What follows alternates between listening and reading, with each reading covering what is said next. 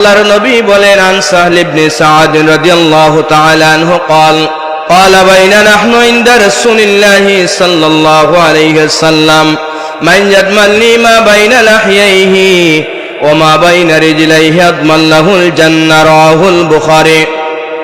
আল্লাহর নবী উম্মতদেরকে বলেন উম্মতেরা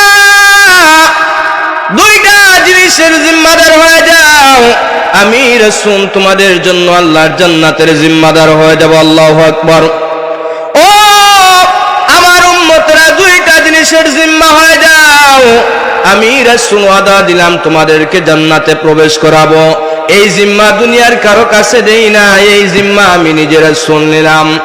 ওই দুইটা জিনিসের জিম্মাদার কি একটা হলো লজ্জাস্থানের হেফাজত করা আর আরেকটা হলো জবানের হেফাজত করা আমার নবী বলেন এই দুইটা জিনিসের হেফাজত করলে আমি রাসূল তোমাদেরকে জান্নাতে নিয়ে যাব লজ্জাস্থানের হেফাজত যারা করবে তারা আল্লাহর নবীর সাথে জান্নাতে থাকবে আর দুই নাম্বার হলো জবানের হেফাজত করা যাদের জবানের হেফাজত নাই ওই বান্দাগণ প্রকৃত মুমিন হতে পারে না যাদের কাছে অন্য মানুষ নিরাপদ নয় জবান থেকে হাত থেকে নিরাপদ নয় তারা প্রকৃত মুমিন না এটা মুমিনদের আরেকটা গুণ প্রকৃত মুমিন হতে চাও জবানের হেফাজত করো তোমার জবান দ্বারা অন্য মানুষ যেন কষ্ট না পায় তোমার জবান দ্বারা যেন কোনো বেয়াদবি না হয় তোমার জবান দ্বারা যদি অন্য কাউকে যেন গালি না দাও ওই জবানের যদি হেফাজত করো তাহলে জান্নাতি হতে পারবা আল্লাহর নবীর কাছে দুইজন মহিলা সম্পর্কে সাহাবায়ে কেরামরা গেলেন গিয়ে বললেন নবীজি দুইজন মহিলা সম্পর্কে জানতে চাই গো নবী একজন মহিলা আছে এমন মহিলা যার নফল ইবাদত করে ফরজ ইবাদতের পাশাপাশি নফল ইবাদত করে কুরআন তিলাওয়াত করে নফল নামাজ পড়ে দুরূদ শরীফ পড়ে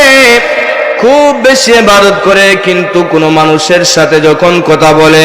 তখন বড় খারাপ কথা বলে মানুষ তার জবান থেকে হেফাজত পায় না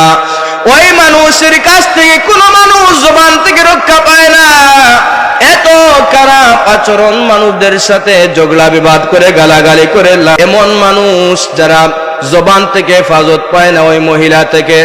রাহমাতুল লিল আলামিন ডাক দিয়ে বললেন ও সাহাবা মহিলা যদিও নফল ইবাদত করে কিন্তু জবানের হেফাজত না থাকার কারণে ওই মহিলা কোনোভাবে আল্লাহর জান্নাতে যাইতে পারবে না আর একজন মহিলা সম্পর্কে গিয়ে বললেন ইয়া রাসূলুল্লাহ রাহমাতুল লিল আলামিন ওই মহিলার জবানটা বড় সুন্দর কিন্তু নফল ইবাদত করে না